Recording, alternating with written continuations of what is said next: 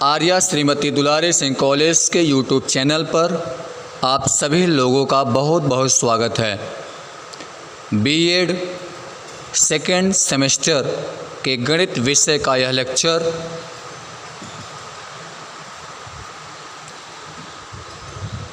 हम लोग आज 8वें पाठ के तीसरे भाग के वीडियो में क्षेत्रफल, आयतन, प्रतिशत, समानुपात, अनुपात, भिन्न, इन सभी के बारे में अध्ययन करेंगे। इनकी परिभाषा को समझेंगे। इनको हमें किस प्रकार से शिक्षण करना चाहिए, किस प्रकार से पढ़ाना चाहिए, क्या इनका उद्देश्य होना चाहिए, पढ़ाने की शैली क्या होना चाहिए, इन सारी बातों को इस वीडियो में आज हम लोग अध्ययन करेंगे। इसके पहले हम लोग 8वें पाठ के 2 पार्ट तक पढ़ चुके हैं और ये आपका लास्ट पार्ट रहेगा, तीसरा। इसके बाद हम लोग एक नए पाठ 9वां पाठ का शुरुआत करेंगे। तो चलिए हम लोग अपने टॉपिक पे चलते हैं। आज का सबसे पहला हम लोग जान लेते हैं कि क्षेत्रफल और आयतन क्या होते हैं। इन्हें हमें बच्चों के सामने किस प्रकार से प्रस्तुत करना चाहिए, इन सारी बातों को सीखते हैं। तो ये रहा आपका सेकेंड सेमेस्टर मैथ का 8वें पाठ का पार्ट नंबर 3। ठीक, चलिए देख लेते हैं क्षेत्रफल का तात्पर्य। तो पहले हम आपको बता दें कि जैसे आप कक्षा में बालकों को क्षेत्रफल के बारे में बता रहे हैं, तो कक्षा में बालकों को क्षेत्रफल का विस्तार प्रारंभ में ही गलत दे दिया जाता है, जिससे वे उसकी परिभाषा को केवल रटकर ही प्रश्न करते हैं, लेकिन उनको क्षेत्रफल का सही ज्ञान नहीं हो पाता। इसलिए चाहिए, वे शिक्षक को चाहिए कि इसके लिए वो सबसे पहले प्रारंभ में परिभाषा न देके उस बालक को क्षेत्रफल से व्यवहारिक तरीके में जोड़ें, जिससे वह बालक जब व्यवहारिक तरीके से वो परिभाषा को व्यवहारिक तरीके में जब जोड़ेगा तो उसको क्षेत्रफल का निष्कर्ष और क्षेत्रफल हम क्यों निकालते हैं, इन बातों का उसे अच्छे से जानकारी हो जाएगी। तब उसके पास साथ उसको उसकी परिभाषा बताना चाहिए। तो क्षेत्रफल ज्ञात करने के लिए शिक्षक को चाहिए कि एक निश्चित इकाई मान ले। निश्चित इकाई मतलब जैसे वर्ग फीट, वर्ग मीटर, वर्ग सेंटीमीटर, इस तरीके से एक निश्चित इकाई को मानकर चलना चाहिए। जैसे मान लेते हैं एक श्यामपट्ट का क्षेत्रफल हमें ज्ञात करना है, तो हम एक आधार इकाई वर्ग फुट एक कार्डबोर्ड के टुकड़े से आरंभ करते हैं।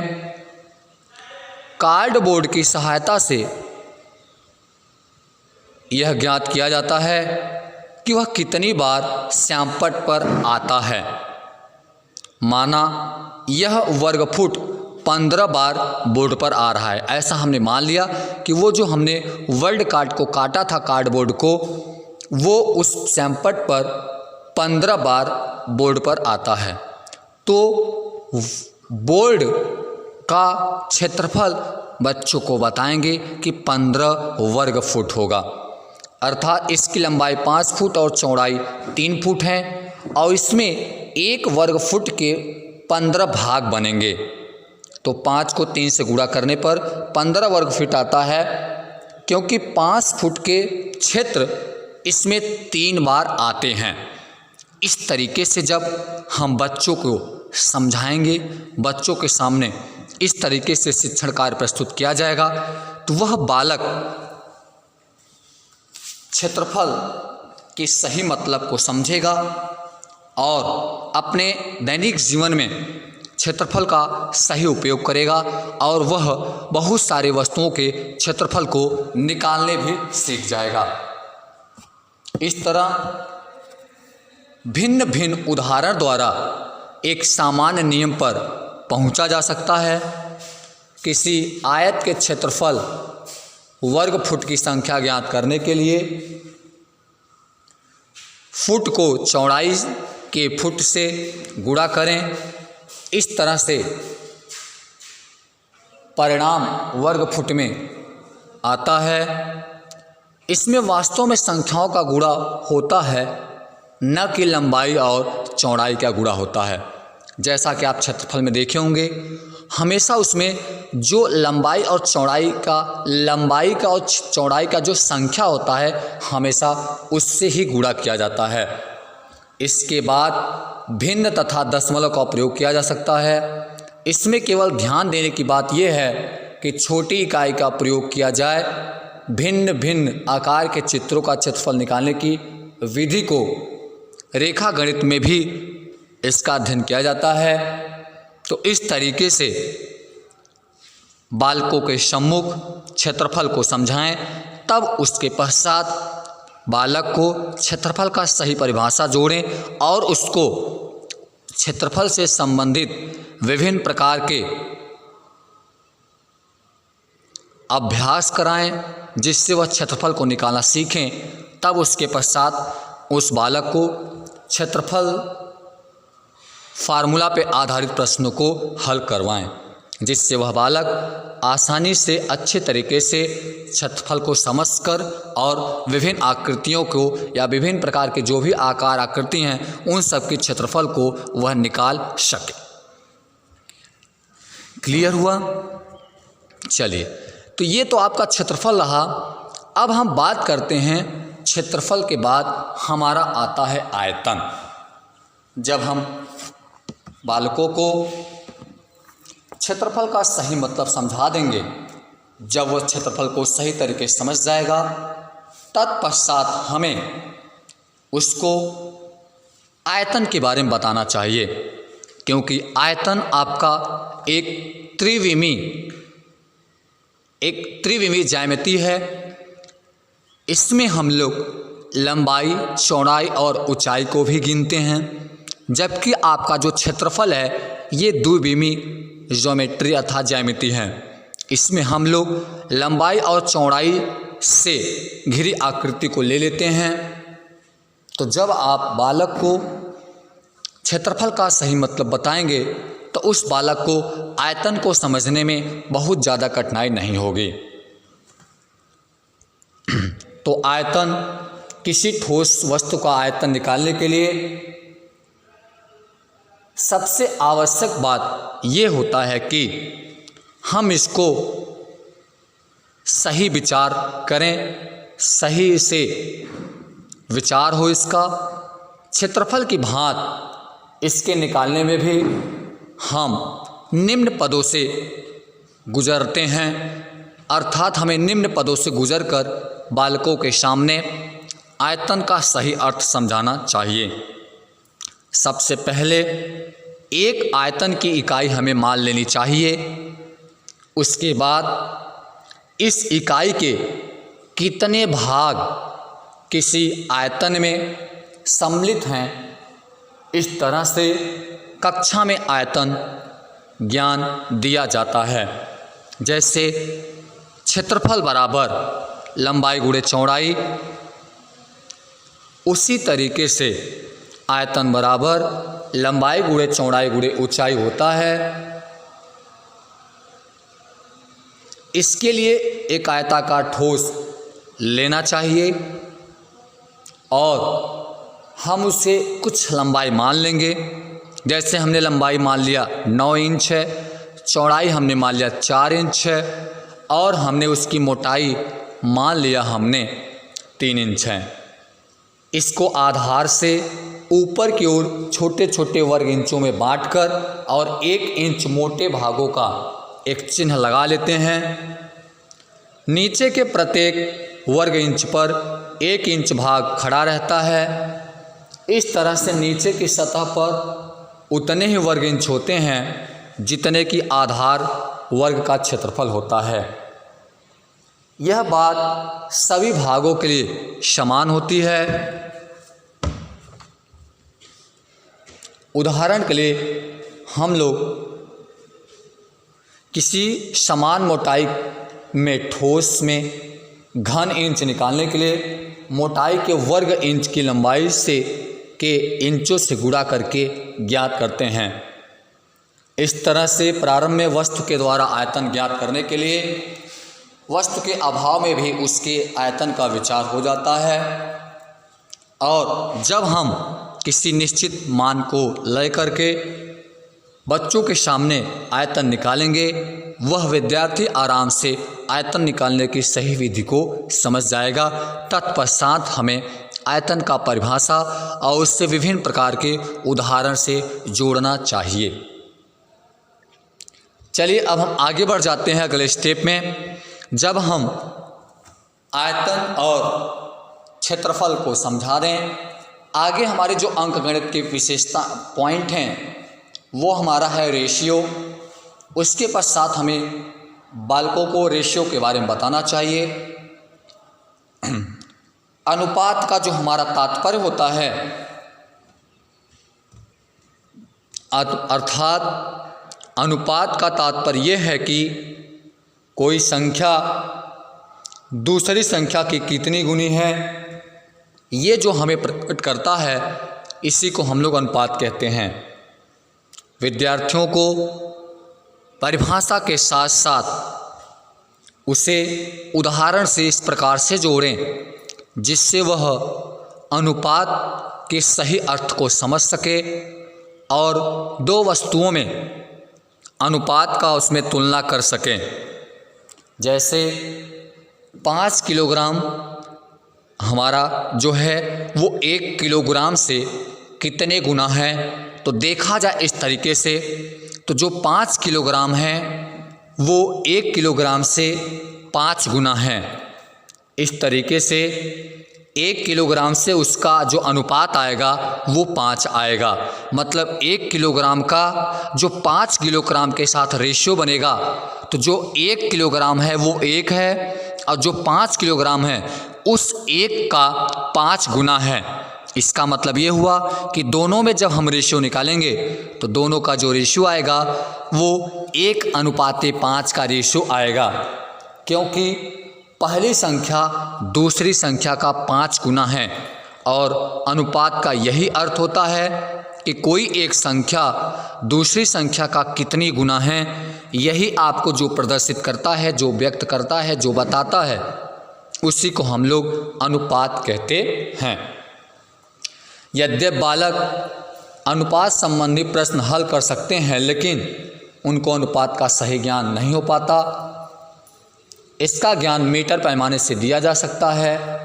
यहाँ हम दो लंबाई से मतलब रखते हैं, एक तो 3 मीटर और एक दूसरी 1 मीटर, दोनों की अगर हम तुलना करें तो 3 मीटर और 1 मीटर जो हमारा है, इन दोनों में रेशियो निकालें तो जो हमारा रेशियो आएगा वह आपका 3:1 का आएगा। चूँकि जो आपका 3 मीटर है वो 1 मीटर वाले से 3 गुना है, इसलिए वो 3:1 का दोनों में रेशियो हो जाएगा। शिक्षक को चाहिए कि जब वो विद्यार्थियों को अनुपात के बारे में बता रहे हैं तो छोटी छोटी वस्तुओं को लेकर के, छोटे छोटे गेंदों की सहायता से, या बहुत सारे उदाहरण ऐसे हों जो हमारे दैनिक जीवन से जुड़े हों, उन सभी से लेकर के विद्यार्थियों के सामने अनुपात को प्रदर्शित करना चाहिए, जिससे वह बालक अनुपात के सही अर्थ को समझकर और अपने दैनिक जीवन में उसका क्या महत्व है और क्या उपयोग है, इसका सही अर्थ निकाल सके। क्लियर हुआ? तो अब हम जान लेते हैं समानुपात क्या होता है। जब शिक्षक समानुपात के बारे में बताएं तो चाहिए कि समानुपात बताने से पहले सबसे पहले अनुपात के बारे में अच्छे से स्पष्ट करा दे विद्यार्थियों को, जिससे वह समानुपात को समझने में उनको सरलता हो और वह आसानी से उसको समझ सके, क्योंकि समान अनुपात और अनुपात एक दूसरे के तुल्य हैं, एक दूसरे के सापेक्षित होते हैं। क्योंकि समान अनुपात का मतलब होता है कि दो अनुपात समान हो। समान अनुपात आप इसे दो भागों में तोड़ेंगे तो इस शब्द में ही छिपा हुआ है समान अनुपात, अर्थात अगर दो अनुपात बराबर हों उन्हीं को हम लोग समान अनुपात कहते हैं। इसलिए अनुपात का ज्ञान हो जाए तभी समानुपात का ज्ञान देना चाहिए। इसके पढ़ाने से पहले बालकों को भिन्न का गुणा भाग स्पष्ट होना आवश्यक होता है। जब तक वह भिन्न के गुणा भाग को नहीं समझेगा तब तक वह अनुपात और समानुपात के जो बिंदु हैं उसको नहीं समझ पाएगा। इसलिए शिक्षक को सबसे पहले समानुपात पढ़ाने से पहले अनुपात और भिन्न के बारे में अच्छे से क्लियर करना चाहिए। प्रथम पाठ में बालक को वह प्रश्न हल कराने चाहिए जिसमें समानुपात न हो, फिर उसमें कुछ समानुपात हो और अंत में वे प्रश्न कराना चाहिए जिसमें पूरी तरह से समानुपात भरा हो और समानुपात से पूरा रिलेटिव हो।